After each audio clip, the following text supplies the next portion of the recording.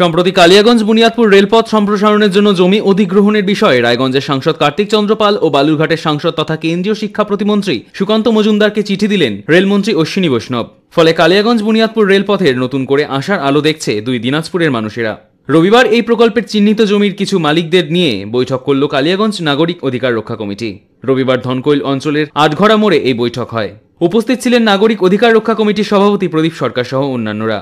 প্রদীপবাবু বলেন, আমরা উন্নয়নের পাশেই আছি, কিন্তু জমির বদলে ভূমিদাতা কৃষকেরা যাতে উপযুক্ত ক্ষতিপূরণ পায় সেই কারণে আজকে কৃষকদের স্বাক্ষর সমূহ ৮ দফা দাবি রায়গঞ্জের সাংসদ কার্তিক চন্দ্র পালের হাতে তুলে দেবেন তারা।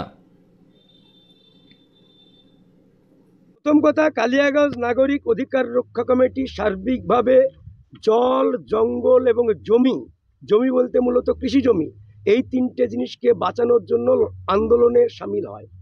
তা আপনারা জানেন, Buniadpur to Kaliaganj special railway project, যেটাতে মোটামুটি 1200 কৃষকের 629 একর জমি আইডেন্টিফাইড হয়েছে, সেটা আপনার কালিয়াগঞ্জ ব্লক, কুশমুন্ডি ব্লক এবং বংশিয়ারি ব্লকের কিছু জমির উপর দিয়ে এই প্রস্তাবিত রেল প্রকল্প যাবে বলে আমরা দীর্ঘদিন থেকে কালিয়াগঞ্জ নাগরিক অধিকার রক্ষা কমিটি কৃষকদের স্বার্থের কথা বিবেচনা করে, কৃষকদের দাবি দেওয়ার কথা শুনে সরকারকে আমরা বিভিন্ন সময় কৃষকদের দাবি সনদ পেশ করেছিলাম যে কৃষকদের আর্থিক প্যাকেজ, কৃষকদের দুস্থ পরিবারের পুনর্বাসনের ব্যবস্থা, গৃহহীন কেউ হলে পারে রেল লাইনের জন্য তাকে পুনর্বাসন দেওয়া, স্কুল, বিদ্যালয়, মন্দির, শ্মশানঘাট ইত্যাদি যদি এই রেল পথের জন্য ক্ষতিগ্রস্ত হয় সেটাকে পুনর্নির্মাণ করা, এবং সেই সাথে যারা এলাকার কৃষক তারা কৃষিকাজের সঙ্গে যুক্ত ছিলেন, তারা জমি হারা হয়ে যাবার পরে কি করে খাবেন তার জন্য পরিবার প্রতি একজনের সরকারি কাজের ব্যবস্থা সহ আমরা ৮ দফা দাবি ইতিমধ্যে মুখ্যমন্ত্রী পশ্চিমবঙ্গ সরকারের মমতা ব্যানার্জিকে যেমন দিয়েছিলাম, আমরা রেল দপ্তরকে দিয়েছি, আমরা বিভিন্ন দপ্তরকে জানিয়েছি, কালিয়াগঞ্জের বিডিওকে জানিয়েছি, উত্তর দিনাজপুর জেলার জেলাশাসককে জানিয়েছি, দক্ষিণ দিনাজপুর জেলার জেলাশাসককে জানিয়েছি এবং কনসার্ন সকল পক্ষকে আমরা অবহিত করেছি এবং সমস্ত রাজনৈতিক দলের কাছেও আমরা অনুরোধ রেখেছিলাম যে কৃষকদের স্বার্থ যাতে সুরক্ষিত থাকে তার জন্য সকলে এগিয়ে আসুন।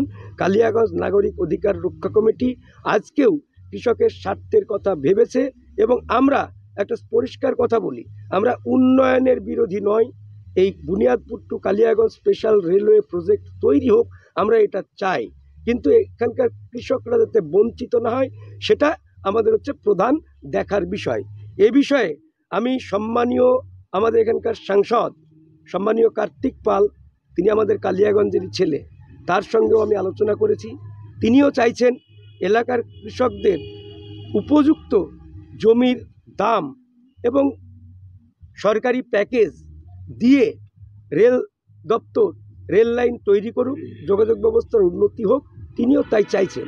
তাই আমরা আজকে সম্মানীয় কার্তিক পাল মহাশয়ের কাছে একটা চিঠি দিচ্ছি কালিয়াগঞ্জ নাগরিক অধিকার রক্ষা কমিটির পক্ষ থেকে, যেখানে 178 জন কৃষক সশরীরে তারা মিটিংয়ে উপস্থিত থেকে সই করেছেন এবং আমরা সেই সাথে এই দরখাস্তের সঙ্গে জুড়ে দিচ্ছি এতদিন যাবৎ আমরা কি কি দাবি দাওয়া সরকারের কাছে করেছিলাম এবং কোন কোন দপ্তরে সেই কাগজগুলো দিয়েছিলাম তার পূর্ণ বিস্তারিত জেরক্স কপি এই কাগজের সঙ্গে জুড়ে আমরা সম্মানীয় সাংসদ কার্তিক পালকে দেব আজকে।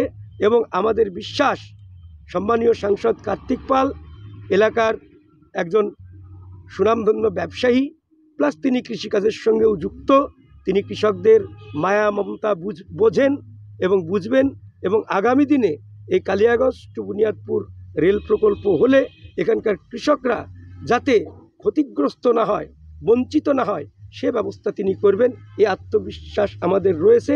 এই বিশ্বাসের উপর ভরসা করে, আমাদের সাংসদকে বিশ্বাস করে আমরা এই দাবিপত্র তার কাছে আজকে আমরা পেশ করব।